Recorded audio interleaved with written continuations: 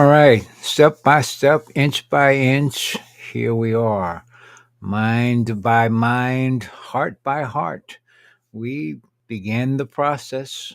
Let's visit with each other. Hello, everyone. Thank you for joining me once again on the Onescious Wealth Movement visitation. That's the word that comes up right now. Let's just visit with each other. Let's look at life. Let's look at possibility and let's look at it a little differently than we've been doing. And let's be a little different than we've been being, so to speak. Let's be a little bit better.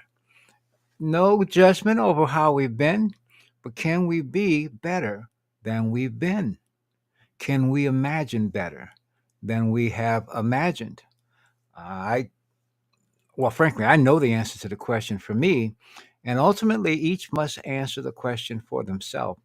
As I have been summoning up the desire, the impetus, the commitment to simply doing these, I'll call it visitations, on a regular basis. And I committed to do this particular one till December 22nd, which is this coming Friday. This is live, so to speak. I'm in real time. And, we're going to see how that goes. I don't profess to know all the ins and outs of doing these things. I'm kind of following my own instincts. Or on the other hand, I'm kind of letting go of my own instincts too. I'm kind of getting a point of setting some things aside that I used to do all the time, which is basically just sit and evaluate and observe without actually jumping into the fray, so to speak. And what's the fray? The fray is a certain state of consciousness. And quite frankly, I'm comfortable in the state of consciousness I'm in. The point basically is that I feel that others will be comfortable. In fact, they'll like it too. And especially when we're passing forward information back and forth about how bad things are going to be. Now, we are as far away from then as anyone else. And so no one knows how things are going to be in some other when or in some other where. The question is what's happening now and what can we do about it now? Everyone has that possibility. Everyone has that power. I have I had a graphic, and if I can see, I got to kind of think of how to go about showing this graphic, and I think I have devised a way. Um, Let us just see. I'm going to give it a go, and you're going to see it, maybe. Hopefully, if all goes well, you will. So I've set this up and I think I can show you this graphic now. So we'll do this and I'm going to turn something off and then change this over. So check the graphic out first of all. This is a donut. It's a torus. And I'm going to talk about this. If you talk about consciousness, it kind of there's an application here in the torus itself, you see all of this activity that's moving in a circular manner. But if you saw this um, as an active animation, you would see this torus more so it would be moving. You would be seeing flows of movement. However, and you see patterns of movement. So this is what we're looking at now. If you look upon this as points of view and you look at patterns, you look at structure, and you also, if you imagine moving this around, you would notice that in the center is space. There's kind of nothing. All of this pattern, this activity is moving around, you could say a null center. Some people would call it a 0 point center. And this can be also likened to where our thinking is. Our thinking is over here, and over there, so to speak. But we are talking about, oh gosh, see, who's talking about it? You are, okay? We are. We're talking about something that's going on at essentially, if I will, let me see. Hold on, I don't want to do that. I'm now being the producer as we go along. Who? That's cute. I like that. So what we're seeing basically is you're seeing that nullness, that void in the center, while all of this movement is going around it. And in a way of speaking, that's kind of what's happening when I thought of a title for this visitation today. It was um, a title basically was the power of your words, the power of, well, your words, the power of our words. And essentially, it's also, and I could probably do it, maybe do this tomorrow, it's the power of our imagination. It is, we're using our imagination to create our experiences. And those experiences oftentimes are centered in places that are other than here and now. So the correlation to the void in the middle, in the sense of where can we make various changes. If you look upon that torus as kind of a model of how thoughts and actions and words, thoughts and words and actions tend to organize, they tend to be organized around a focusing of attention and intention toward other times, someplace ahead, so to speak, or behind. And to give a little bit more about that, over the last couple of, well, not over this period of time that I've been doing this, I have been sharing some inputs from a fellow by the name of Cliff High. And Cliff uses a method of data analysis, which he refers to as predictive. And what he is analyzing are the words that we are producing, that all the collective of humanity is producing. And those words, he says basically that, from a predictive standpoint, from what's coming up, he says that the collective of humanity, when you look at all of the words that are being, you could say, harvested and analyzed, they are actually pointing away. They are showing a correlation of what is being said by everyone collectively in the accumulative, okay? The wholeness. It's like the whole, it's not that it knows what's happening. From my perspective, the whole is creating what is happening. And the words are, because those words can be captured and analyzed, you can be predictive of, and the whole of humanity is predicting what is kind of what's coming up, so to speak. And so his interpretation of, hey, Derek, you're in Memphis. Good stuff. Good to see you. Um, Cliff High's data, which is itself predictive, he has shown time and time again that the analysis of this information has provided very specific and very, I want to say, well, you don't know accuracy until the event has occurred. But because the events typically occurred very much like how it was predicted, okay, is perceived to be accurate. Now, that's step one of the situation, taking on some information, getting a sense of what it says, etc. But that's not where it ends. Okay, that's the start of it all. What I see with his work, with Cliff's work, is essentially he's coming up to conclusions based on what he is seeing. Now, I look at the same information, but I see other possibilities that, because now here we go. He's analyzing the words, right? and because of analysis, he's seeing these events occur. Well, that basically means to me is that, okay, you add different words because words have meaning, words have power. Okay, yesterday I did a thing and I had a graphics when I as I did my visitation yesterday, I had a graphic on, and I'll turn that graphic on right now. And there it is there. In the beginning was the Word was with God, and the Word was God. Now, and I gave my religious disclaimers.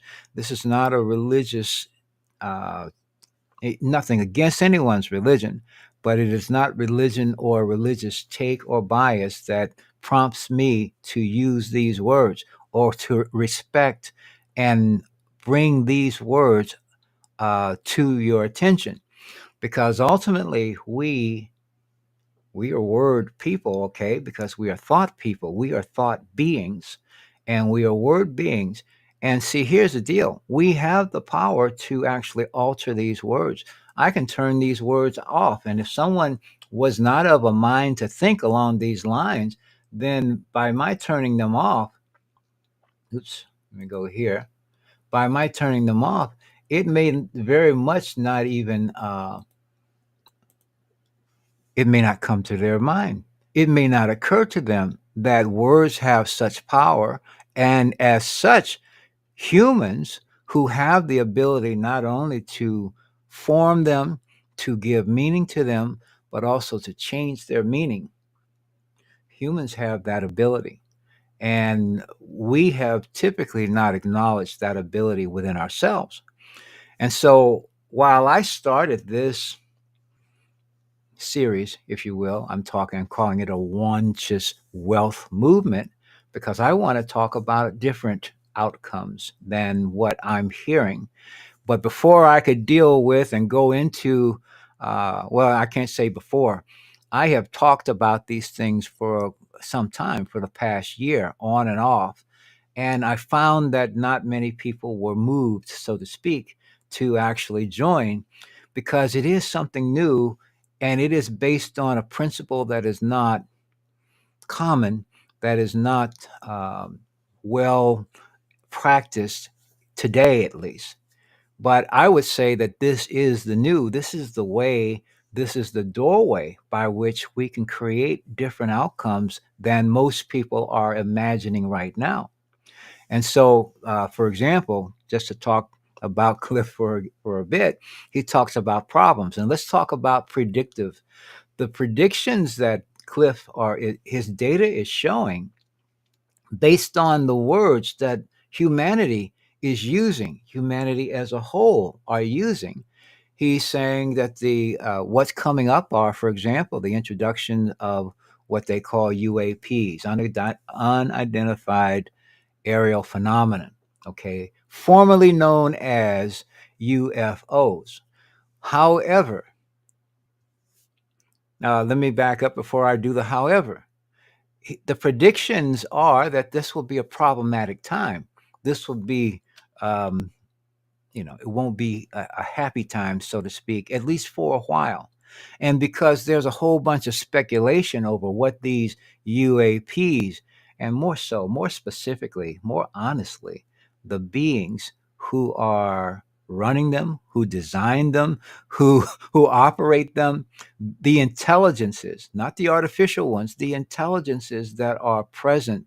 This is what's actually going on, which the folks who are crafting these explanations and who are positioning humanity for some kind of defensive or some type of adversarial interaction, prompting humanity to expect, well, there's going to be some tough times because we don't know who they are, et cetera, et cetera. That's just a spin, okay? And the point basically is this: if we're not talking about alternative ways of looking at things, we might as well be setting up for the things that have happened in the last 3 years in just in another form, because all of it together are still in the arena of fear, of misconception, and error. Okay. And when we are dealing with that and not dealing with some actual balance, okay, in unbalance, the solutions that people are who are presenting this fearful um, approach are seeking and they are preferring are combative. For one thing, they are destructive. It's a shoot first and ask questions later mentality. Not smart. And yet, if people are thinking that's all that is possible, especially because of the data suggesting this is what's going to happen, and the interpretations of that data are in alignment with that, then there's a greater likelihood that it'll occur. Now, the fact of the matter is, nothing is ever just this one thing. There's a full spectrum of potential, first of all, but to change that, we need to be changing our own perspective of this. We need to be changing our ideas around this. And so, one of the things that I'm going to do, we need to be imagining better and different expectations than the analyzers are doing. And see, this can be done by introducing new thoughts, different thoughts, and speaking around introducing new words, new concepts, and talking about them, and also inspiring new actions. And one of the things I've done a number of things, as it turns out, to create some tools by which that can be done. And so, and this all came out from my efforts to communicate uh, this this platform, this method for creating a new way of bringing value in to each of us, everyone who does the same thing. This is kind of what prompted things with this co-op system. But the cooperative system works on a different principle than we've ever done value in a whole bunch of centuries, a whole bunch of generations, and a whole bunch of, I'll say, even eons. Because we think of ourselves as physical beings, we tend to seek stuff. We tend to think of stuff in value terms, in terms of physical terms, and it's not the way it works. We are living beings that are eternal. We are immortal beings that have these forms of interact, to do things on different realms. Okay, in fact, on other realms that we exist on, they're as physical as this one is to us here. The bottom line is that they're still distinguished by something that Nicola talked about as energy, frequency, and vibration. All of those three factors are unique to each place that we exist in. But ultimately, we need to be understanding that we are, I want to say, the exister. Okay. We're not the body, though. We are the energy. We are the frequency. We are the directors of our attention. We are the directors, the creators of our intention. And when we know that to be the truth of what and who we are, and we are life itself, we are in alignment with all life.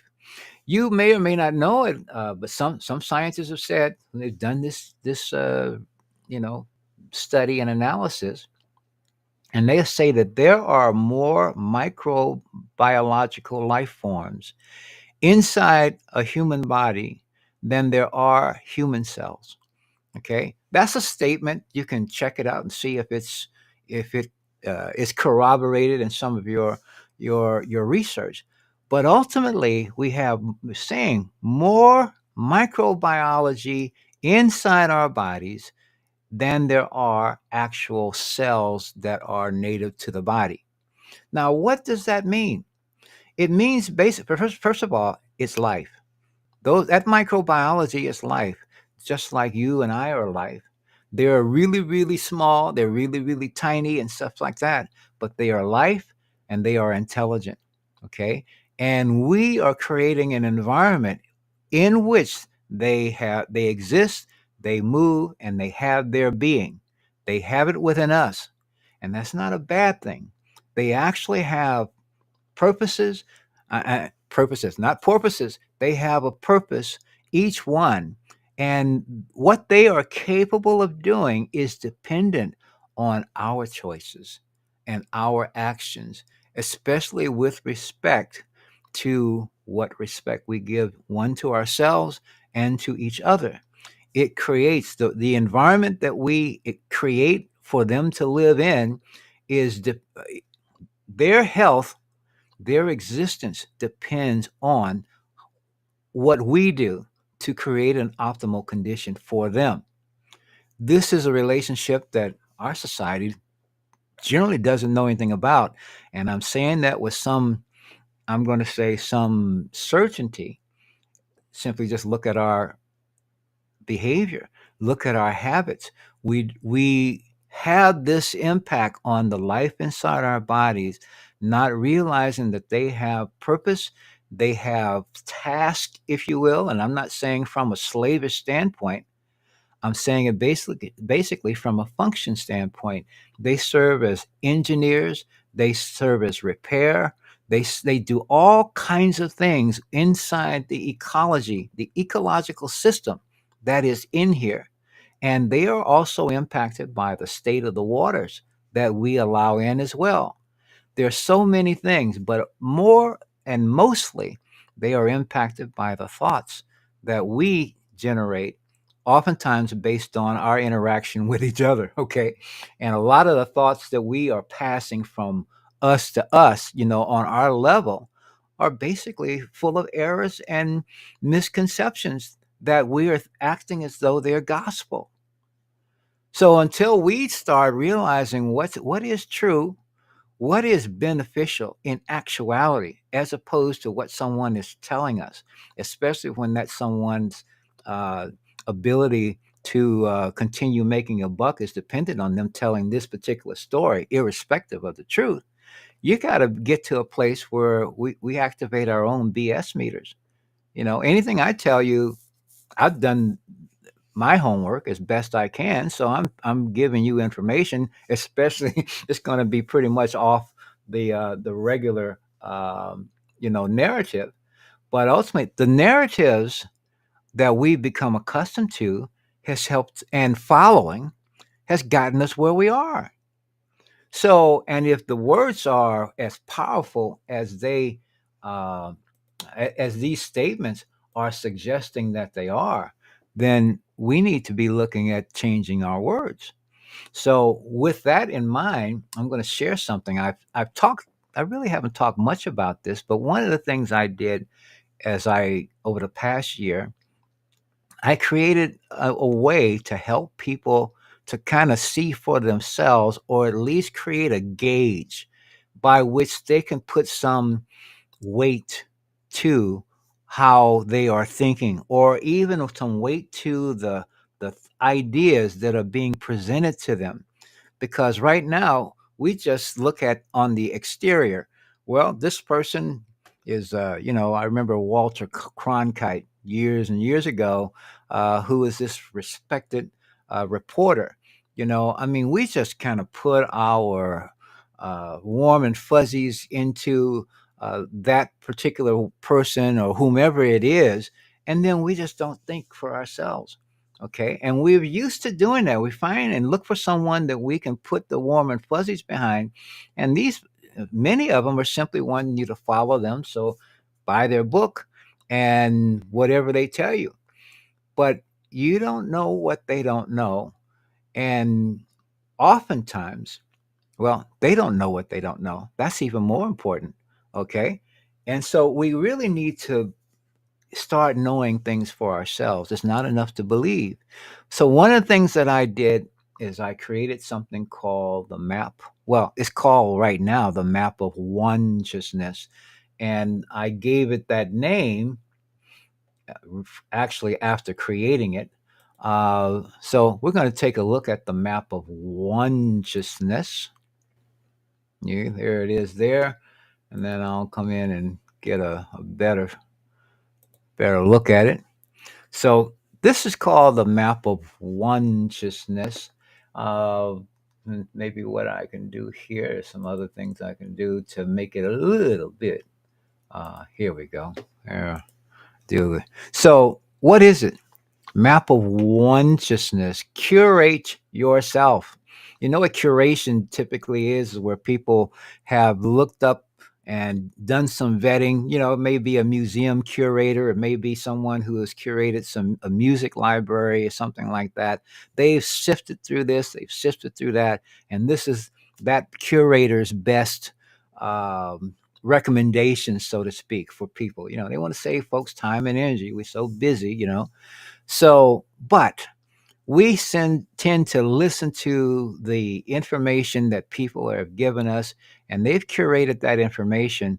But oftentimes, if you've done your own work, you start seeing, well, yeah, and maybe not. Okay. And so here it is, curate yourself. The only person that knows you really is you. And that's really important. I think we have been become accustomed to thinking that it's really not that important to know ourselves. It's really more important to listen to other people tell us about ourselves, and they don't know. They know less about us. So it's time to take a lead position in this. And so this map, we talked about words. In the beginning was the Word, and the Word was with God, and the Word was God. And what we're going to do here is I'm just showing this is a matrix, you might say, of words put in a specific order. And I'll say this was inspired by the map of consciousness that was created some years ago by Dr. David R. Hawkins. He wrote a book and introduced the map of consciousness in his book that was titled Power versus Force. I highly recommend that book still. And this, while it is patterned similarly to the map of consciousness, this diagram stands on its own. And it allows for different interpretations. The principles are the same as the map of consciousness, because consciousness is actually a word that can be used that actually extends and includes all experience, period. It's inclusive, it encompasses all that any individual conceives, but it also includes and encompasses more beyond that. We are living in a society that tends to think that, well, what some expert has put out is basically all there is to know about a subject. And I call that um, uh, uh, the trademark syndrome, the trademark office uh, syndrome, patents and trademarks, because at some point in time, maybe the beginning of the 19th or 20th century or something like that, the trade patent and trademark office was going to close. Why? Because everything that was knowable was already known. Who's going to patent anything else? They know we know everything. And this is so laughable when you hear this. And oh, you do, huh? There's so much that we are still yet to accomplish and able to accomplish when we can actually perceive it and conceive it. Well, here's is a matrix. The map of consciousness was laid out in a totally different way. It was these columns were side by side. They went, say, from bottom to top, columns, bottom to top, and they also had uh, I'm going to say a scale, and it was known for its scale with various different numbers on them. And they basically laid out the idea that when we assume a certain way of thinking, a certain way of being, for example, starting here from shame all the way up through it, there's a progression, and there also is a variation in degree of, and I call it weight, to that state of mind, so to speak. And so this, you're not seeing the map of consciousness in this case, but in explaining that it was columnar, and then you had relations going across. So these words that you see here were being shown in columns across the page. And the idea here, there was a value at the bottom of the column coming along here, and there's a what's called a uh, well, it's a scale, and the numbers went from 20 at the bottom. So on the map of consciousness, this number is 20, and it's at the bottom. And at the top is 1,000. Okay. So that's up at the top. And the idea was to move from a state of whatever state that you're in, because people are not all in shame. People are wherever they are. But wherever they uh, tend to hang out, they tend to predominate. That tends to more define that person's, you could say, energetics, as well as a state of enlightenment. Now, no one is all one thing at all time. We are all these things some of the time for different reasons. People are, as it turns out, fear is in the map of consciousness, is the number is 100. So shame is 20, fear is 100. And then courage, which is on the other side of this green line, is 200. And the numbers actually move from that low number to 1,000. And so the numbers and the value are not linear in their meaning. They are more logarithmic. They're not linear in their weight, so to speak, or in their power, so to speak, but they are logarithmic. So from 20 to 30, for example, which is guilt, or 30 to point 5, okay, not 30 to 50 rather, as apathy, and grief is 75. When you got to fear, which was 100, in each case, these were logarithmic improvements of and increases in power.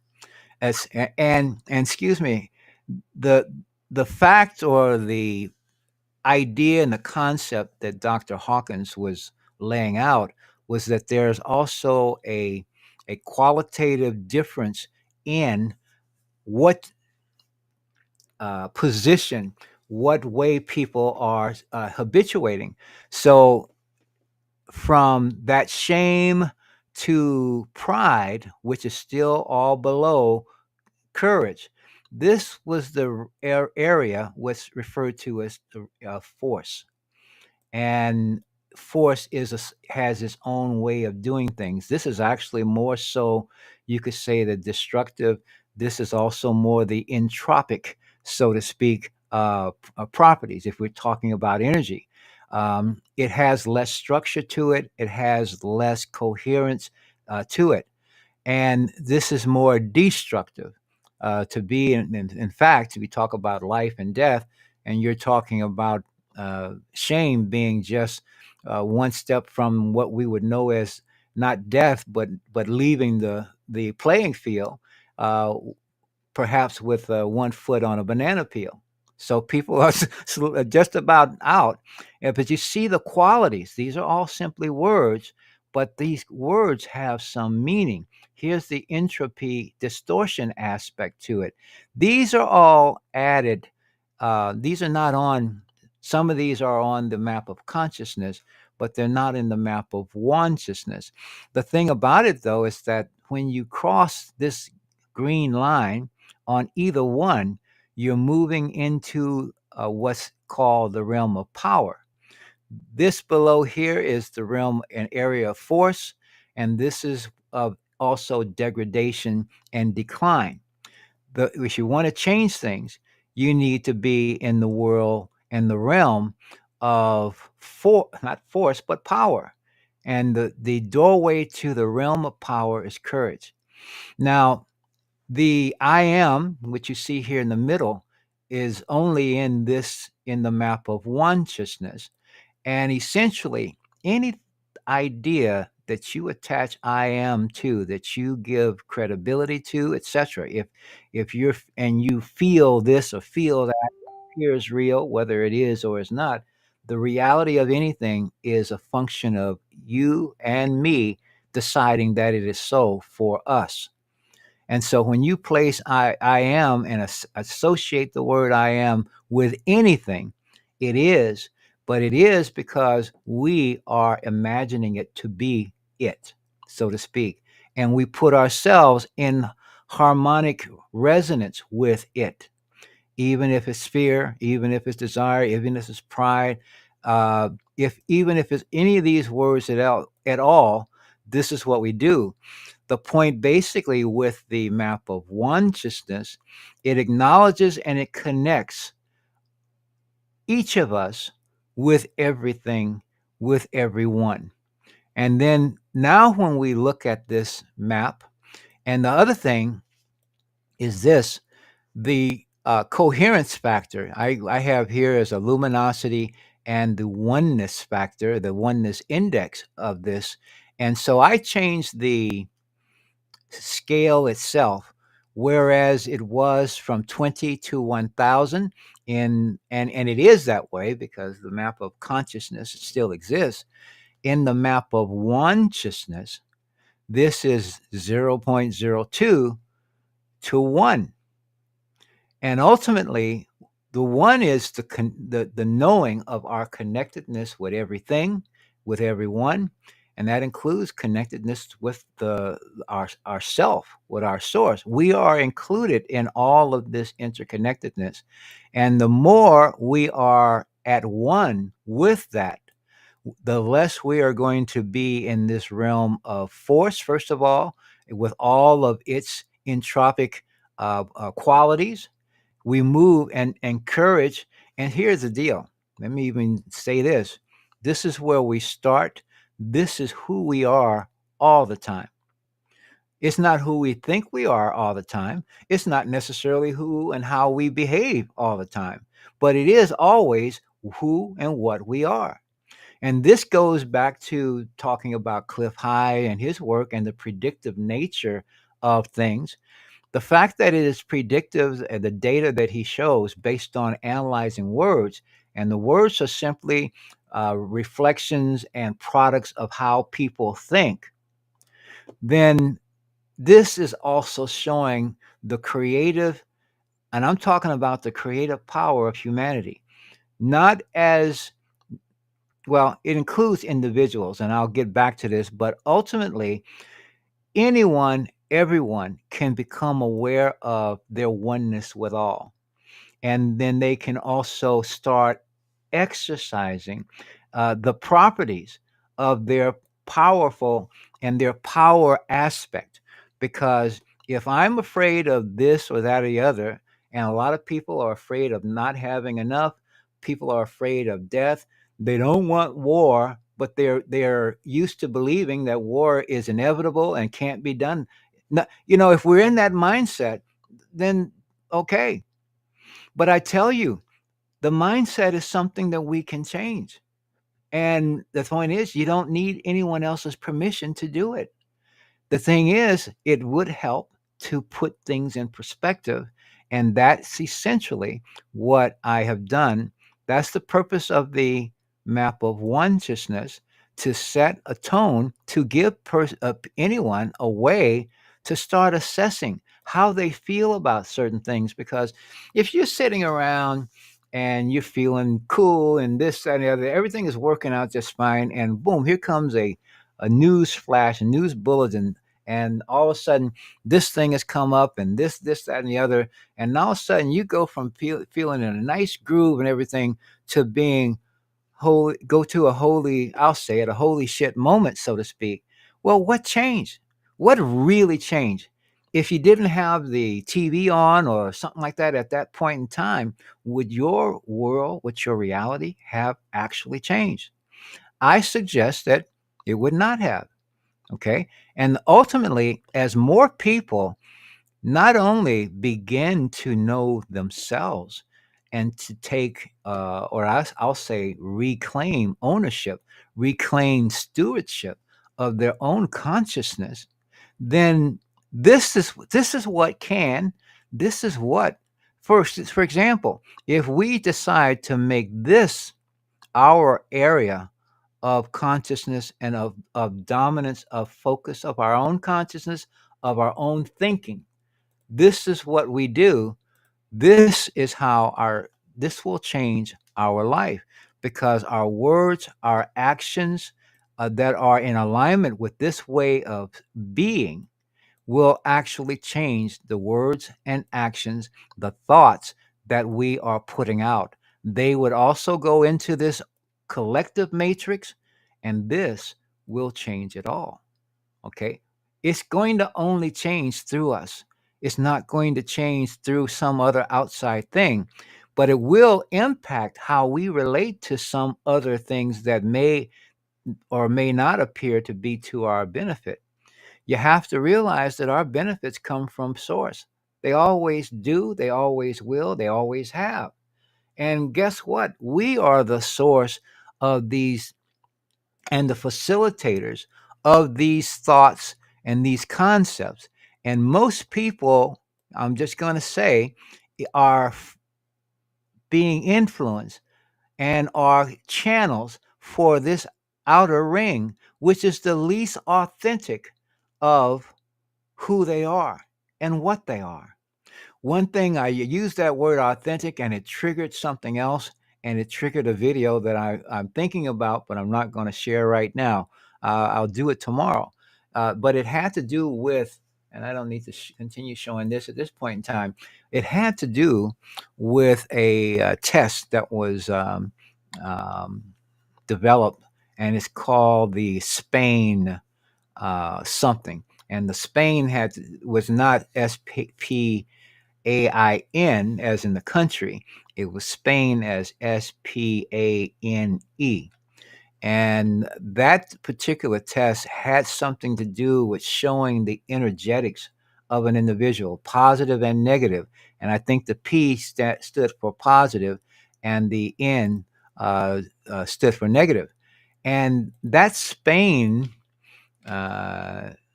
that Spain scale is what it was and is, of emotions and authenticity.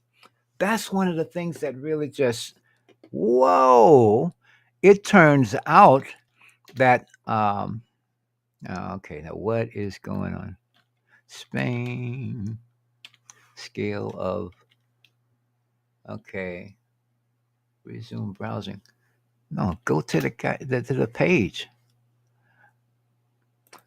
Sometimes these browsers want to do all this stuff for you and think that they are thinking for you, and it it's annoying sometimes. I'll just say, okay, Spain, do it like this, and maybe just maybe, okay, I think I can get one now.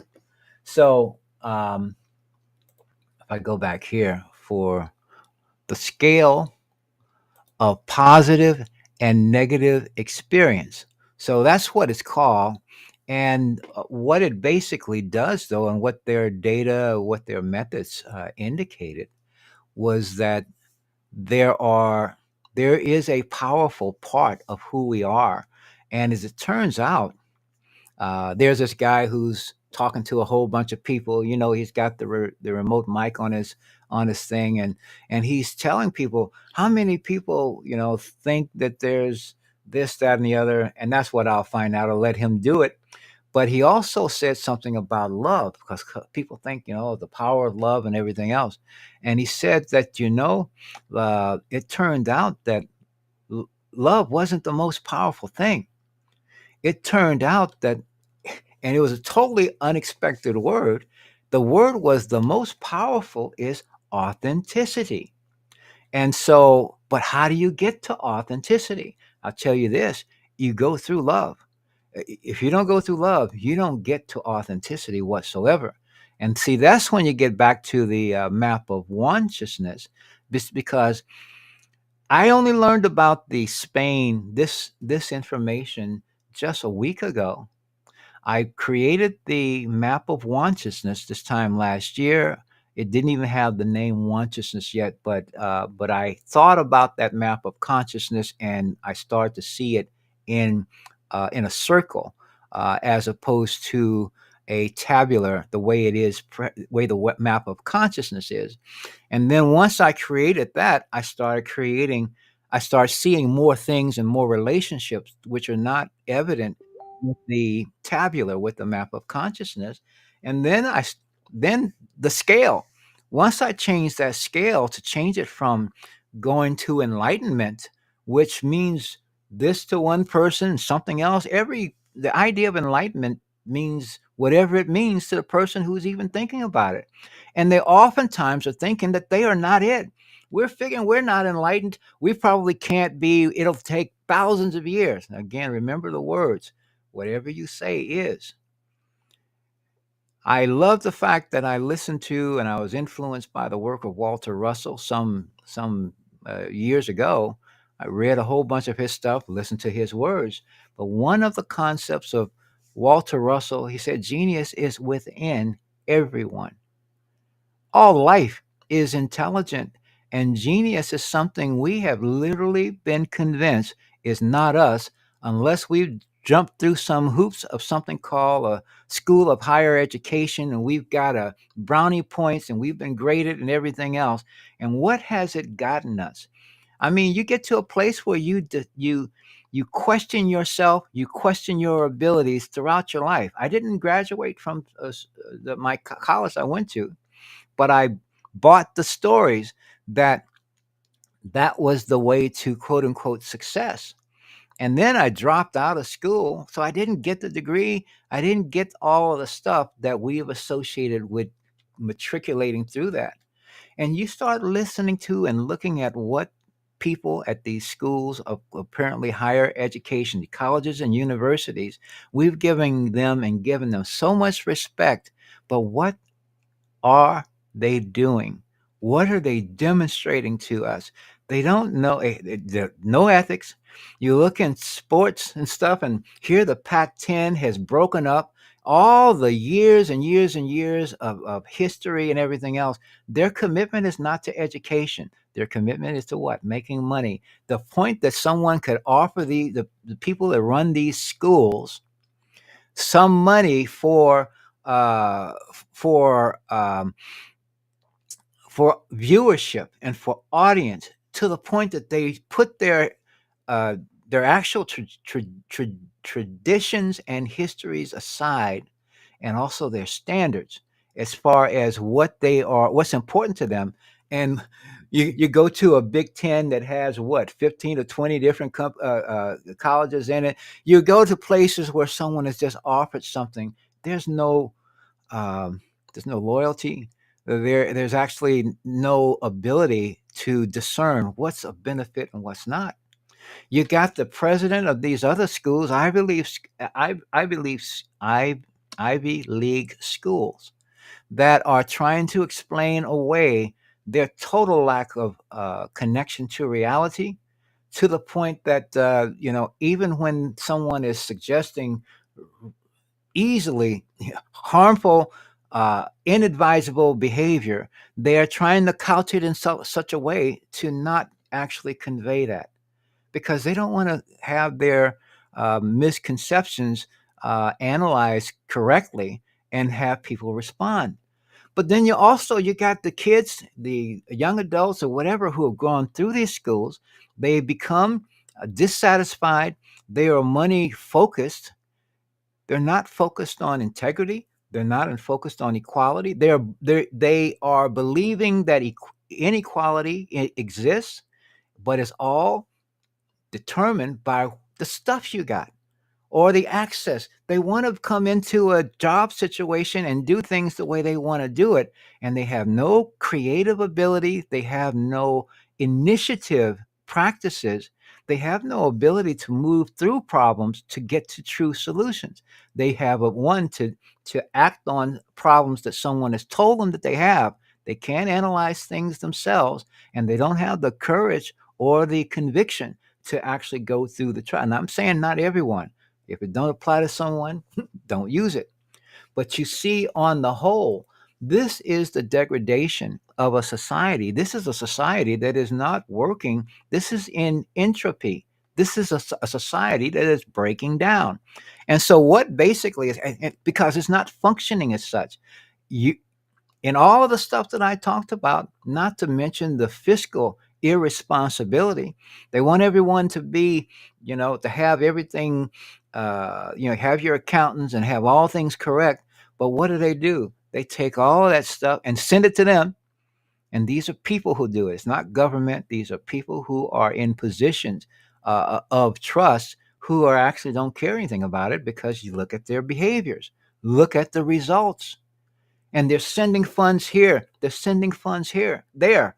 They are sending funds for destructive patterns and practices and everything else. They're sending funds to destroy and to disrupt. They are not treating others the way they'd want to be treated. They're treating others the way they to get what they think is valuable to them.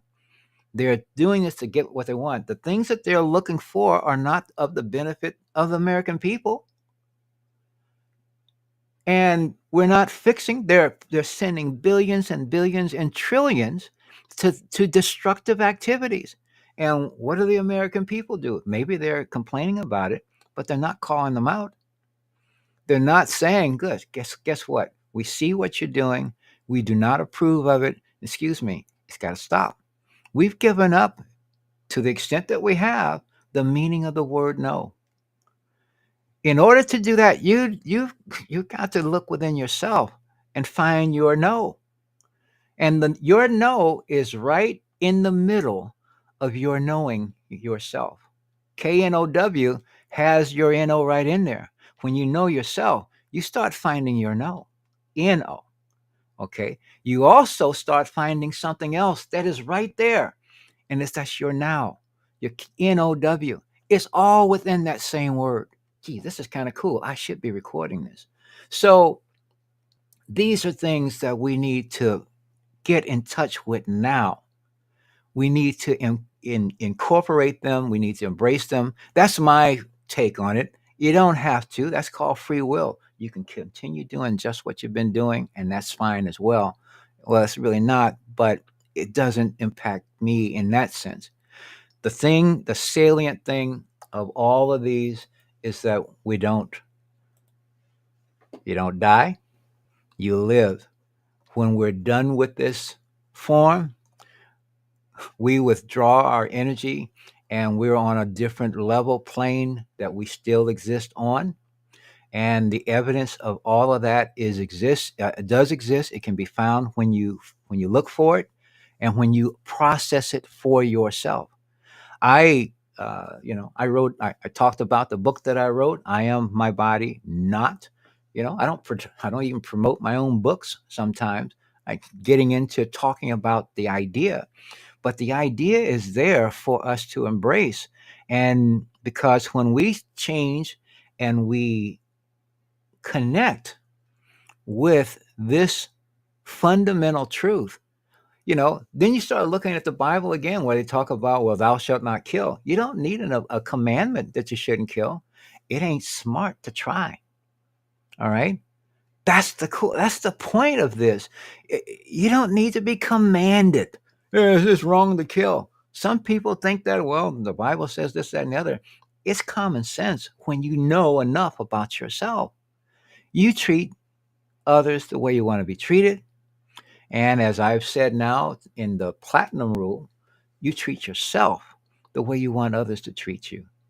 You do those two things because you start setting a new tone, a new standard of interaction that does involve respect. If you're not respecting yourself and protecting your freedom, and see, how do you protect your freedom? You don't do it by causing or even threatening harm to someone else. You simply do it by exercising it, using your freedom to be that way. It doesn't require money to do that. It requires the stuff that's on the inside that green line. It does require that.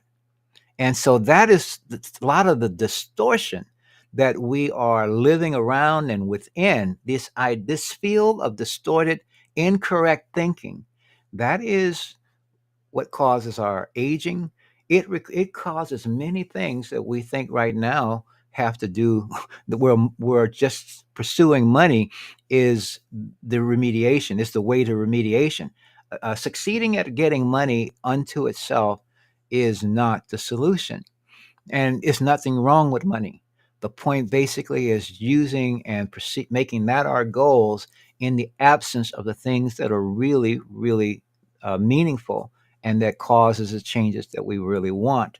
And see, when we do that, and again, this is where this co-op co-op system can come in. You click on that when you join it, and we work in that together. We are actually exercising the inner ring of the map of consciousness. All right. And we're using it not only, the benefits come not only through the gain in available value, liquid funds, because they're generated in the crypto space and they accumulate in the crypto space, but they do it by a manner that has nothing to do with trading, with any of the other ways that we've done things before. There were inequality and inequities. This is a system. This is a that is where all of the members are equal. There's one set of guidelines, and the guidelines are not based on the quantity of funds that you put in. They are based on the quantity of hearts you put in, on the intangibles. And this is how you can convert those intangibles into something that is useful and usable within the monetary or within our society. But the more powerful and put it this way, when you don't need what people are promising you because you got enough of your own, and you can interact with others who have, and not only that, that they have what they need, so they don't have need anymore. You're getting over need because you got enough. The thing is, you can help first yourself. You can help. um, you have enough to do what you want when you want to do it, no matter how much it costs. You have a new way of receiving value because of the little work that you do in the beginning creates an ongoing and a continuous stream of inflow of funds, of value, even to the point where, if someone wanted to take it away and everything else, or someone tried, because first of all, it's encrypted, so it is yours. But if someone tried to, dupe you, because there's a whole bunch of people still in the process, that's all they care about. They've gone unconscious because it's simply about getting what you got. And I have certainly lost funds through regular ways, through crypto ways, because the thinking is the same; it hasn't changed. And so that is a issue. People don't want to lose. They're afraid to get in to do this, etc. In With the co-op system, once you establish that flow, because all you're doing is joining, you're inviting three people who do what you did. You're receiving every time someone joins. I still need to enunciate, and then you're helping the three that you invited succeed too in getting their three. And every time their three, for each one joins, they are getting in the same way you did when you invited them, but you are also receiving in the same way that they did. And for that matter, if you are not directly joining from my invitation, but from someone who did from mine, I will receive too. It will happen up to, in the beginning, for the baby system, for 6 levels of giving. So you are depositing, and 6 levels of receipt are there. But when you invite the three, you are now creating you can say, a collective of givers. You start by giving to 6 people. And it's every 28 days a gift. That transfer of value, liquid assets, is going to 6 people. But when you join, you're receiving these 3 tokens, and you are inviting 3 people. Maybe they just simply pay the $20. They buy one, or you can buy 3 tokens. It's only $60, and you can even give it to someone if you want, or to help them get started. You can do that. Every token gets you 28 days in the system. So you want to basically be it of a mind to invite 3 people in a timely manner, and you don't have to stop at 3. The system actually does all of this in its fullness with simply 3 who have 3.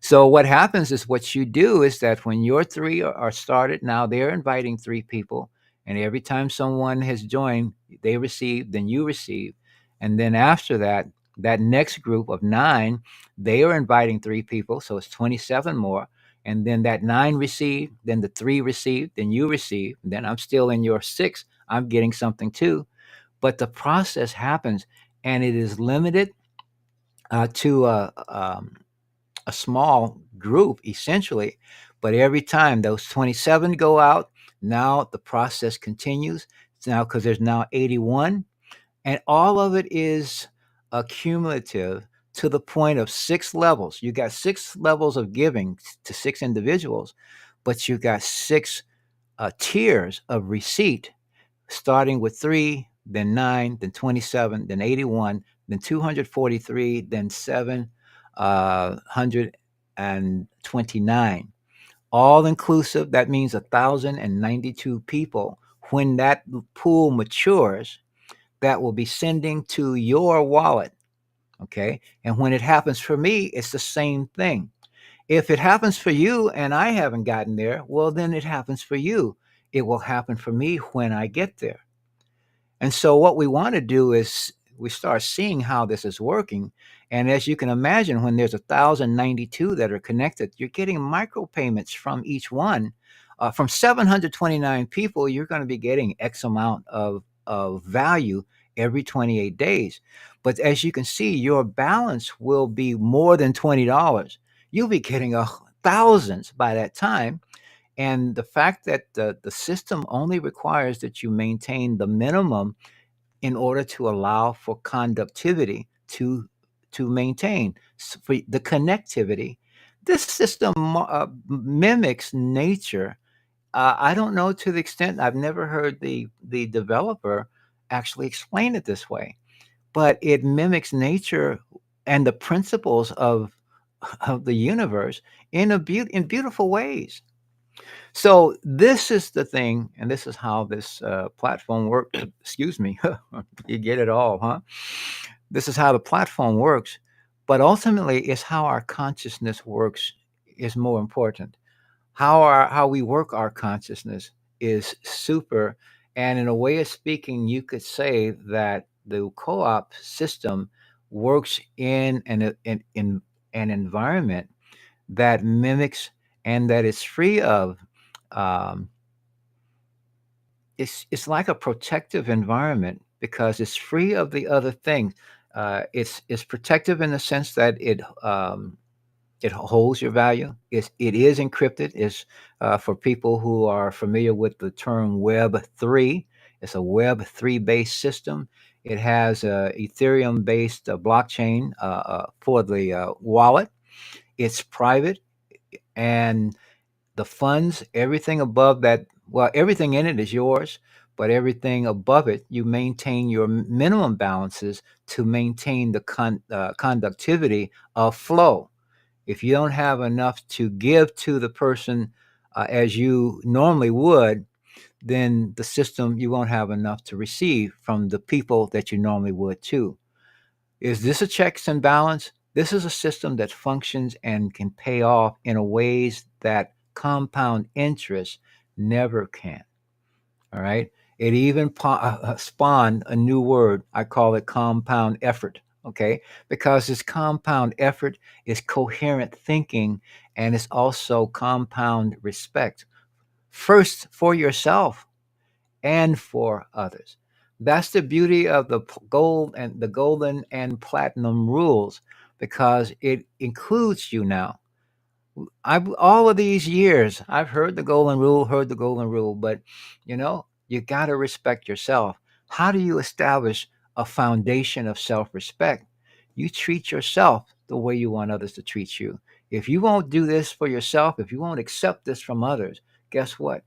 There, where you start establishing your spiritual boundaries and building your own spiritual power. We will not build a new future from a position of fear. So we got to give ourselves reason to transmute, transcend, and transform. And that's my suggestion. That's my desire. That's my vision.